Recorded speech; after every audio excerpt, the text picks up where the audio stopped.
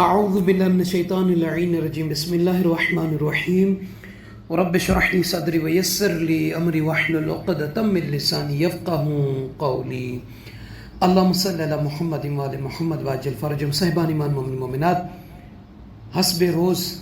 اس مہینے میں رزق روزی کے حوالے سے چند ایک وظائف بیان کرتے ہوئے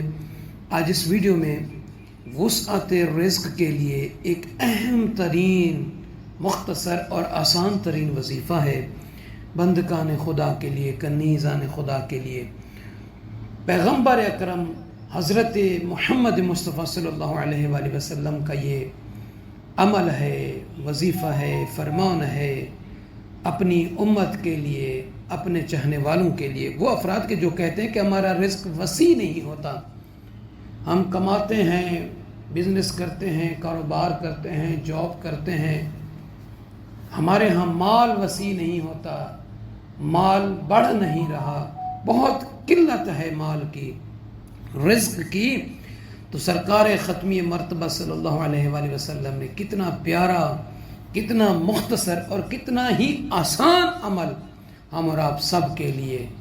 اس رحمت للعالمین نبی کریم صلی اللہ علیہ وآلہ وسلم نے بیان فرمایا۔ تو آئیے عمل شروع کرنے سے پہلے آپ تمام بہنوں سے، بھائیوں سے، بزرگوں سے، نوجوانوں سے، بندگان خدا، کنیزان خدا سے عرض ہے کہ جنہوں نے ابھی تک ہمارے چینل نجفی کربلائی کو سبسکرائب نہیں فرمایا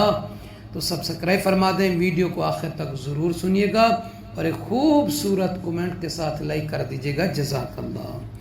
حضرت محمد مصطفیٰ صلی اللہ علیہ وآلہ وسلم فرماتے ہیں کہ جو شخص، جو بندہ، جو کنیز سورہ القارعہ کو لکھ کر اپنے پاس رکھے گا اس کی روزی وسیع ہو جائے گی، یعنی اس کا رزق اس کے لیے بڑھ جائے گا، زیادہ ہو جائے گا۔ جو سورہ القارعہ کو کسی بھی قلم کے ساتھ اس کو آپ لکھ سکتے ہیں، کسی بھی دن لکھ سکتے ہیں، سفر میں ہیں، گھر میں ہیں، آپ باوضو ہو کر اس سورہ کو لکھ کر اپنے پاس بطور تعویذ رکھیں، بطور برکت رکھیں۔ اللہ کے نبی، وہ نبی جو صادق الامین ہیں، جو بغیر وحی الہی کے نطق نہیں فرماتے، اس پاک ہستی کے اس فرمان مبارک کی برکت سے ہم اور آپ اپنے رزق کو وسیع کر سکتے ہیں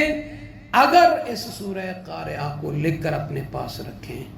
سورہ قارعہ کون سی؟ بسم اللہ الرحمن الرحیم، اس کی 11 آیتیں ہیں۔